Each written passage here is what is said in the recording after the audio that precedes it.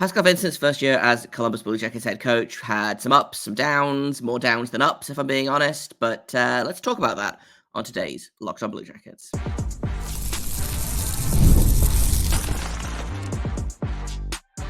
You're Locked On Blue Jackets, your daily podcast on the Columbus Blue Jackets, part of the Locked On Podcast Network, your team every day. Hello and welcome to Locked On Blue Jackets, part of the Locked On Podcast Network, your team every day. I am, as always, your host, Jay Foster, here to give you the good, the bad, and the ugly about your favorite team and mine, the Columbus Blue Jackets. Before we get started, I want to thank everyone for making this your first listen of the day every single day. Locked On Blue Jackets is free and available on all podcast platforms over on YouTube and on SiriusXM. I also have to let you know that today's episode is brought to you by Monopoly Go. I have a competitive side, and it is a big fan of Monopoly Go, the mobile hit twist on classic Monopoly. So join your friends and download Monopoly Go now, free on the App Store or on Google Play. I was going to talk about Johnny Gaudreau in this episode. We were going to start our season reviews with Gaudreau, and then I decided, let's take a step back. Let's look a little bit big picture. So we're going to look at the coaching. Specifically, we're going to look at Pascal Vincent's first season behind the bench as the big boss for the Blue Jackets. You all know the context by now, I'm sure, but if you don't, Pascal Vincent has been an assistant coach for the Blue Jackets for a couple of years. Before that, he was the head coach of the Manitoba Moose in the AHL, was a very, very highly regarded AHL head coach, very highly regarded assistant coach with the Winnipeg Jets. Before that, he kind of took a sideways promotion, I guess. He went from being the assistant coach of the Jets to being the head coach of the Moose, and then was hired by the Blue Jackets to be the assistant coach underneath Brad Larson. And then they fire Brad Larson. They bring in Mike Babcock. And 4 days before training camp, that whole situation happens. Pascal Vincent is, for better or worse, the head coach of the Blue Jackets for at least this season, possibly next season. We'll talk about that kind of in a little bit here.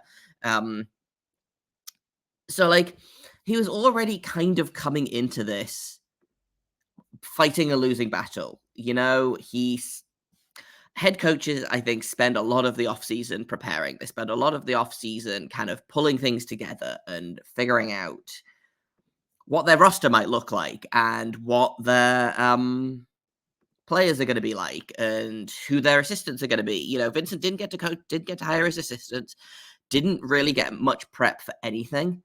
Like I said, 4 days, got thrown into training camp and just kind of did the best he could, tried to make the best of a bad situation.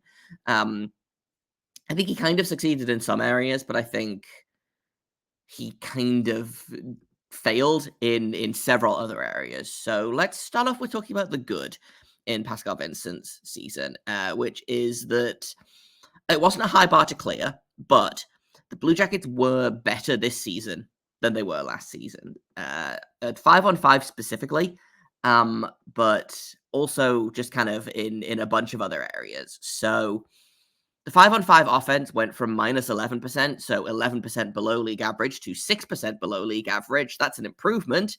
Still not great, and is still a little bit stressful in terms of the fact that something I've kind of seen all season, and I'm pleased to see kind of confirmed by these numbers. The Blue Jackets love to just let the other team stand directly in front of their goalie and do whatever they want. So that's always fun, you know. The defense. Speaking of the defense, that got, I think, 5% better. So it was at plus 16%. So 16% worse than league average for defense. Now it's only 11% worse than league average. So, again, small step in the right direction. Now, the thing about the defense is I'm using hockeyviz.com. So Micah McCurdy at Ineffective Math on Twitter has a bunch of ranging from very easy to understand to really quite complicated graphs on his website. I am a huge HockeyViz fan. It's one of my first go-to places when I want to take a look at kind of the big picture of a season or of a player's season, or, you know, anything like that. So hockeyviz.com, you've got a bunch of stuff up there for free, but it's literally $5 a month. This is not sponsored copy. I'm not getting anything for this. I'm just a really big believer in HockeyViz. So that's what I'm using for this. The point here is that this is really fun because you can see the difference between, is the offense better or are they just scoring more? Is the defense better or are they just saving more goals? And the answer is kind of a little bit of both. The finishing was about the same this season. So last season at I believe this is at 5-on-5, not oh no, this is all situations. Excuse me. The Blue Jackets scored 201 goals on 213 expected goals. So they scored about 12 goals less than expected. And just to kind of look at the numbers just in plain black and white, last season, the Blue Jackets scored 213 goals all season, and they scored 234 goals this season. So, like I said, it's definitely an improvement. The goaltending as well. Actually, no, the goaltending improved massively. Last season, the Blue Jackets goalies allowed 312 goals on 273 expected goals against. So they allowed 40. I think if I could do the math right, they allowed 40 more goals than they should have done. And when the Blue Jackets are scoring, the Blue Jackets are scoring 2.6 goals per game. If they'd scored an extra half a goal per game, that would have brought them up to solidly middle of the pack. That would have taken them up to about 3.1 goals per game, which would have put them not in playoff contention, but definitely in solidly middle of the pack. They would have finished above the Capitals and just below the Calgary Flames in terms of goals for per game. Part of this, I think, is not necessarily Vincent. I think it's partial. I think a lot of it is they got better roster-wise. They got healthier roster-wise, and we'll kind of look into that as we do our individual player performances here. But I thought it was interesting to note just the difference in the way that the graphs look for the Blue Jackets this season compared to last season, because last season it was kind of a disaster in literally every zone you could think of. They weren't good in their own zone. They weren't good in the other zone. But they have improved. One last thing in terms of like the defense was better, despite the fact that the goaltending was also better. So, like I said, last season, the Blue Jackets scored 312 goals on 272 expected goals against. This season, they had 264 expected goals against, and they allowed 272. So they only allowed 8 more goals than expected, but they also were expected to allow 10 fewer goals across the season. Now, that's like, what, an eighth of a goal per game? But I'm counting it as improvement, and I think that's a really fun tweak to look at this and say, oh, okay, so they were better defensively and they got help in the goaltending department. Like those two things can coexist. I think the fun difference in these little graph things is the Blue Jackets remembered how to take shots from kind of the right face-off dart and the right boards. I'm not saying that's where Zach Werenski does all of his best work, but I'm also not saying that. And I maintain that missing Zach Werenski last season was one of the worst things that could have happened for this team. All of this to say, the Blue Jackets 5-on-5 play improved this season at basically every level except actual goal scoring. And they still scored more goals. They created more offense. They scored more goals. But in a ratio, they were about the same as last season. Was that because of Pascal Vincent, or was that because of roster management, or not roster management, roster makeup? And I'm kind of inclined to say a little bit of column A, a little bit of column B. I think I don't want to give Vincent too much credit, because I do think bringing in, a healthy Zach Werenski, for example, was a big difference to this team. I think bringing in Adam Fantilli, I think getting Cole Sillinger to produce again, these were all big things. Cole Sillinger is actually one of the other good things about Pascal Vincent's season, is that I think it would have been really easy for Sillinger to get buried in the minors, for him to get buried, down the lineup and get no ice time. And he kind of had to fight it for a little bit this season, but as soon as Jenna left the lineup, Cole Sillinger was the guy. Obviously Fantilli was already out with an injury, so they really kind of had no choice. They had, 2.5 centers, and 1.5 of them were Cole Sillinger. He got all of the tough matchups, and I think he responded really well. And I think for all we can criticize Pascal Vincent's usage of his young players, and I am absolutely criticizing the usage of his young players, we'll get to that in the next segment. I think he really, really believed in Cole Sillinger's ability to have a bounce back year, and he did do that.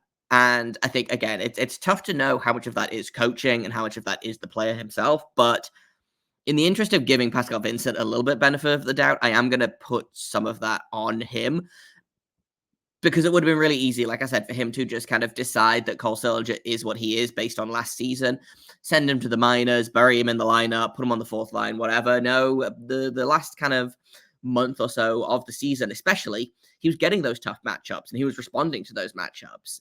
He hit a new career high in points this season with, I believe he had 32 points, which is one better than his rookie season. And he rebounded in a big way from last season. So it does make me interested to see what Kent Johnson's third NHL season will look like. Obviously, he had a really good rookie season. I think his bad sophomore season was kind of overblown. And we'll talk about him a little bit kind of when we do that season review. But again, I was kind of poking around on HockeyViz and discovered that Kent Johnson was actually the best defensive player for the Blue Jackets this season, which is not something I expected.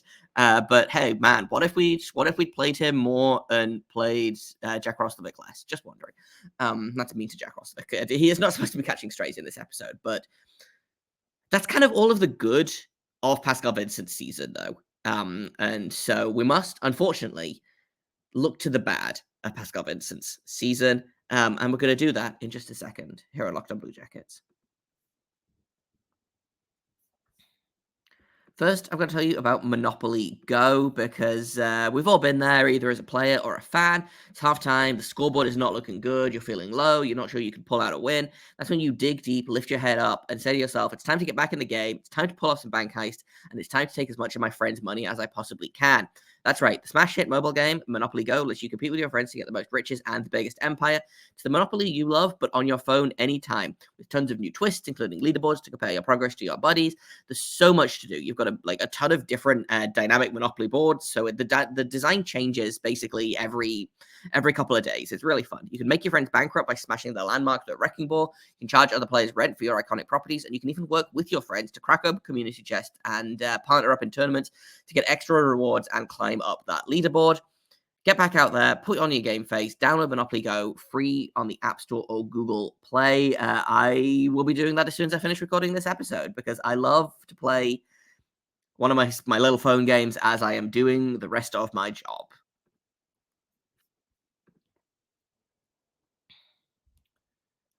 Welcome back to Locked On Blue Jackets. We're talking all about Pascal Vincent and his season. Thank you for making us your first listen of the day every single day. I appreciate y'all. I do not appreciate Pascal Vincent's truly baffling choices with so many things.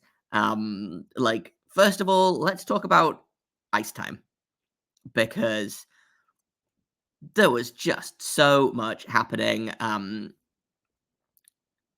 It's tough to look at some of this, because obviously, players were out injured, players were healthy scratched, players were, traded, called up, sent down, whatever. The most consistent forwards this season were Gaudreau, Marchenko, Sillinger, Texier, and Dmitry Voronkov, who, after he made it into the lineup, did not leave it again. I believe he missed the last game of the season, actually, because he was sick. But once he got called up from Cleveland, made it into the NHL, he didn't leave the lineup, which is always fun. Gaudreau missed one game due to illness. Marchenko was healthy scratched for a couple of games. Sillinger had a minor injury, I believe, about game 25, so he missed a couple of games. But beyond that, it was kind of all over the place, if I'm being really honest. And you look at some of the average ice time of these players. So Dmitry Voronkov is a really big example for me. He was I think second or third in rookie scoring in terms of goals for like a big part of the second half of the season. He averaged 13 and a half minutes of ice time. You know, Marchenko kind of picked it up at the end of the season there, but he only averaged 16 and a half minutes of ice time. Fantilli averaged 15.7 minutes of ice time. And then you look at you look at Fantilli versus Bedard.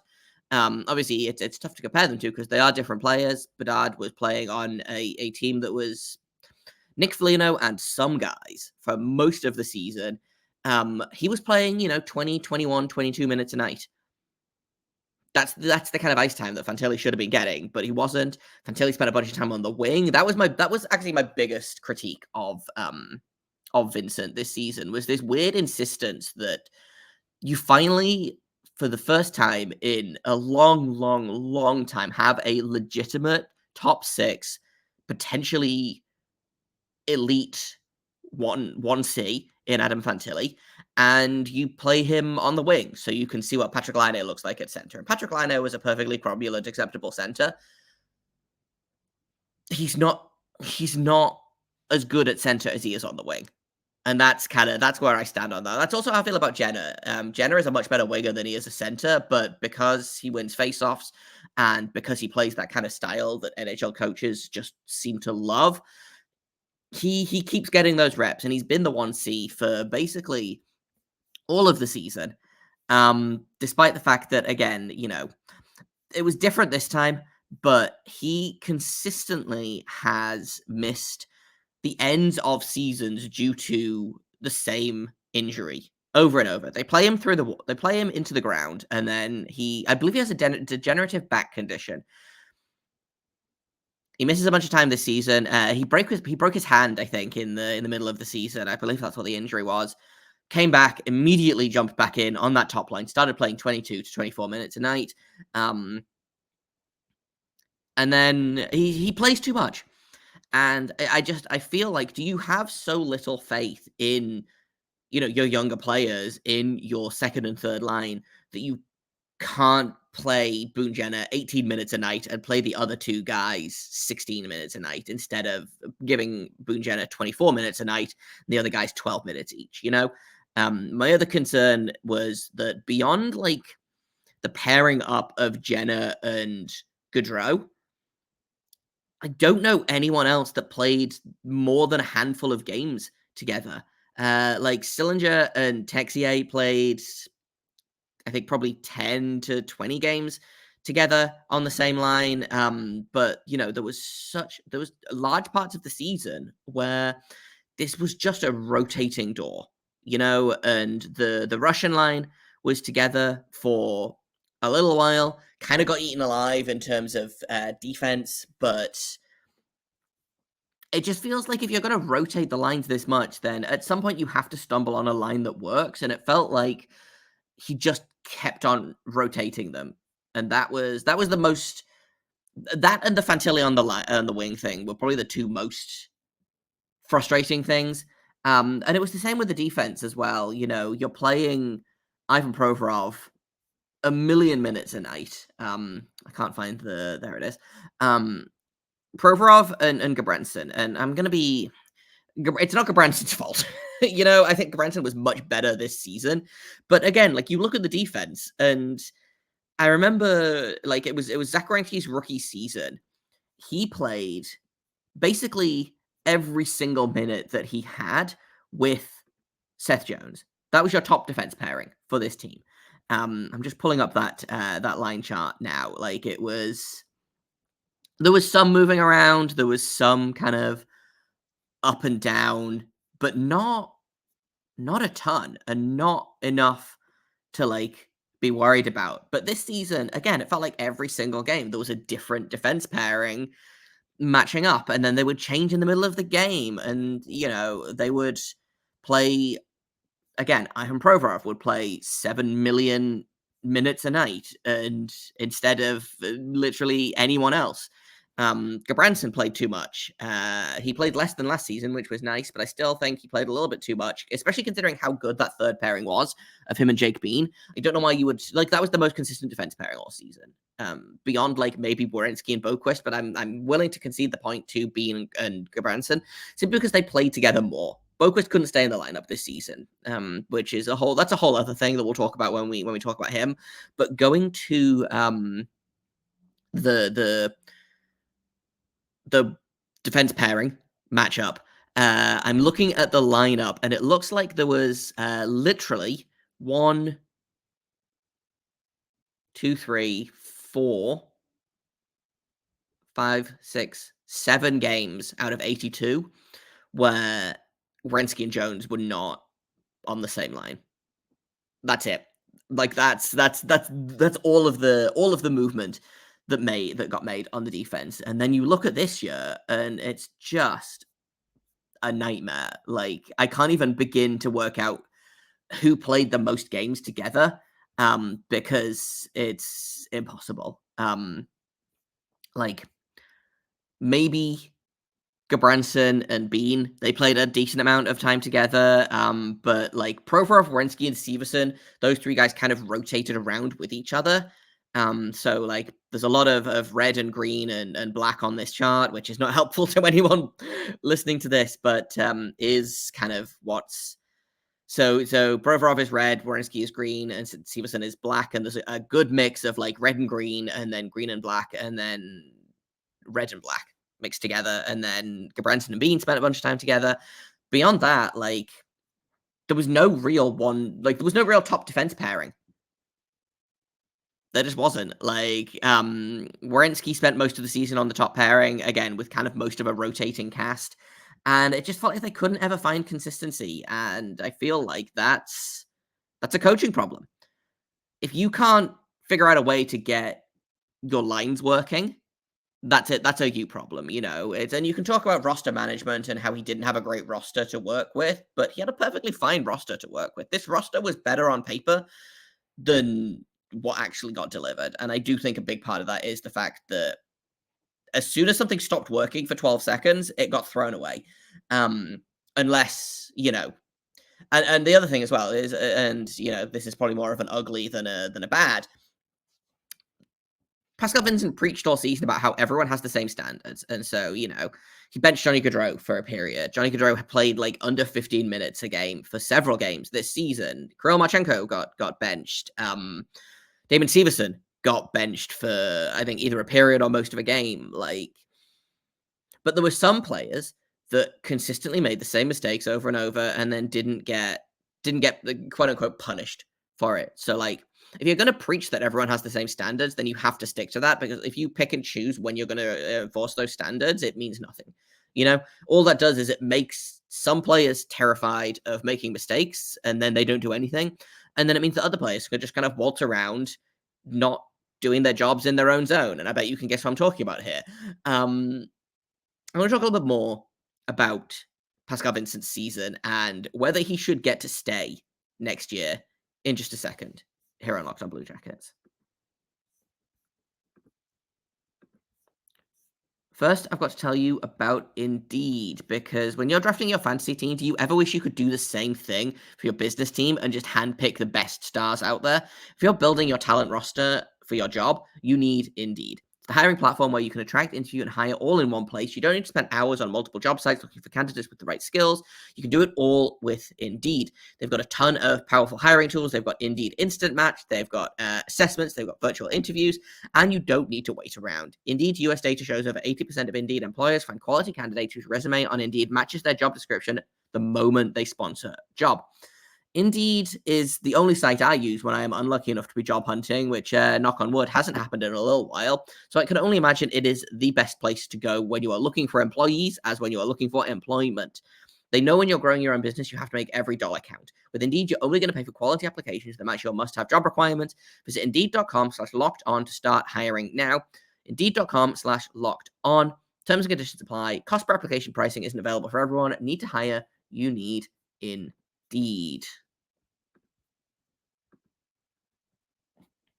Welcome back to Locked On Blue Jackets. Thanks for making us your first listener today every single day. Does Pascal Vincent get to keep his job this season? This is a really hard question to answer, quite frankly, just because there's so much up in the air at the minute in terms of the GM. And I think it's really impossible to say, does Vincent get to stay or not until you hire that GM and you know what that GM wants. Does the GM want to clean house and get rid of Vincent and Recchi and McCarthy and Nick Backstrom, who I suspect Backstrom probably stays just because of the improvements that we've seen with goaltending this season. But does he clean house? I think if you had to get rid of any of those three guys, I think McCarthy is the guy that has to go. He runs the penalty kill. He runs the defense. The defense has been better this season, but still miserable. I think the power play needs literally, I don't know what needs to do with the power play because it should not be as bad as it is. And this is like the 8th straight year of the power play being terrible. And they've had like 4 different power play coaches. And I don't understand what's wrong with the power play beyond like a witch's curse. But McCarthy, since Bradshaw left and McCarthy took over the defense, like we've seen a real downturn in the defensive effectiveness of this team. And so, you can talk about how Vincent is, at fault for the weird lineup choices and the ice time and the systems and everything, but he doesn't do it all himself. And I'm willing to give him a little bit more benefit of the doubt and Mark Recchi a little bit more benefit of the doubt. Recchi was obviously hired mid-season, I think I want to say like November, December time. I feel like it was early-ish in the season. And Pascal Vincent, I'm willing to give him one more year. Quite frankly, I think McCarthy's time is up. I think McCarthy's got to go. I don't know who they hire instead, but he's got to go, man. Like he's actively detrimental to this team, and I think if we'd kept Bradshaw instead of keeping Brad Larson, like that's what I keep going back to. Imagine if we'd picked the other Brad, which I was fully for at the time. I was a huge Bradshaw fan. They didn't even interview him for the head coaching position, which seems egregiously bad to me. I wish we kept Bradshaw. I think the team would be in a very different place if he had been given that role. And now he's in Philadelphia with Tortorella doing wonders there. The power kill is a thing in Philadelphia again. I miss the Blue Jackets power kill, so that's kind of how I feel is McCarthy's got to go. Vincent, I won't be sad if he goes, but I don't think it's a case of we absolutely have to fire this guy immediately. Because I do think the guy he got hired last minute, wasn't prepared, spent all season scrambling, I feel like playing catch up. I don't know how much of it was Jarmo Kekalainen kind of saying, you need to play these guys, you need to play these guys. I don't think it's a coincidence that as soon as Kekalainen is fired, one of his guys, Emil Bemstrom, is gone, And I don't think it's a surprise that another one of his guys, a guy that he was very adamant about bringing into this organization, Ivan Provorov, as soon as Kekalainen is gone, the trade talk about Provorov ramps up, and I wouldn't be surprised to see him go at the draft. I would be willing to give Pascal Vincent one more year. If the team is as bad next year as it is this year, and we still see the same problems of the young guys not getting enough ice time, and the weird lineup decisions and the line blending and the healthy scratches inconsistently punishing players for making mistakes, then I'm like, okay, you're like, that's your second strike, you're done. But Pascal Vincent is all of the players spoke so highly of him this summer, and I have to believe that there's something in there. I don't know yet whether he will get to keep his job. I think if I was the new GM, I would probably have a long talk with Vincent about next season. If his ideas line up with my ideas, he gets to stay. If he is adamant about doing the same thing this year that he did last year, then he's probably gone. But if I had to pick like knee-jerk reaction, my guess is he stays, and that's purely from a financial point of view. Last season, the Blue Jackets were paying the season just finished. The Blue Jackets were paying the final year of Brad Larson's contracts. He signed a 3-year extension and only did 2 of them. They're paying Mike Babcock for the first time. I think he only signed a 2-year extension. So they're paying for the first year of his. They're paying for the first year of Pascal Vincent's contract. Next season, They're going to be paying the second year of Babcock's extension, and they're going to be paying the second year of Pascal Vincent's contract. I don't know why I keep saying extension. It wasn't an extension for Babcock. It was an original contract. If they fire Vincent, they're going to be paying 3 head coaches. And I don't think owners want to do that. I don't think management wants to have to do that. So my guess is, unless the new GM comes in and is like adamant about bringing in a new guy, my guess is Vincent stays. Whether that's a good thing or a bad thing, I am kind of on the fence about. Like I said, I won't be upset if he's fired tomorrow. I also wouldn't be upset if he stayed all season.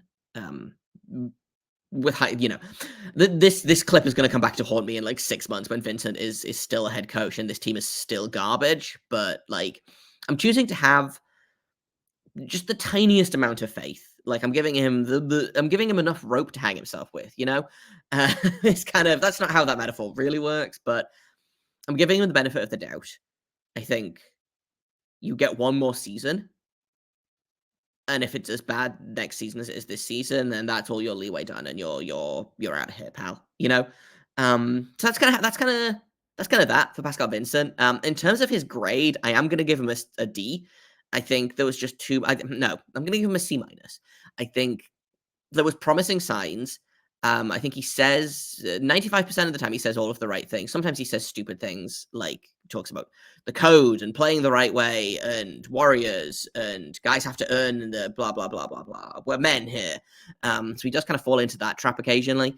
But 95% of the time he says the right things. I think he's a big believer in positive coaching as opposed to yelling at everyone. We'll see. So I'm giving him a C-. I think the impact on, Cole Sillinger alone, I think is probably worth bumping him up from a D to a C-. But any further than that, and I'm like, no, we're getting too confident here. We're getting too generous in our grading. So C- for Pascal Vincent. And that's all I've got for today. Tomorrow, we will take a look at Johnny Gaudreau. We'll start our player season reviews. That's the word. I was like player previews. That's not a thing. So that's going to be tomorrow's episode. I've been Jay Foster. You can find me on Twitter at _Jacob Foster, JAKOBFORSTER. You can find the show on Twitter at LO_Blue Jackets. We're also on Instagram at LO_Blue Jackets. If you have comments, questions, criticisms, email me at lockedonbluejackets@gmail.com. Thank you for making us your first listen of the day every single day. We are available on all podcast platforms, every single one you could think of. We're on YouTube, we're on SiriusXM, and I appreciate all of you everydayers for coming to hang out in what's going to be, I think, a very long and exhausting off season. But like I said, tomorrow we'll talk about Johnny Gaudreau. Until then, make sure you stay locked on.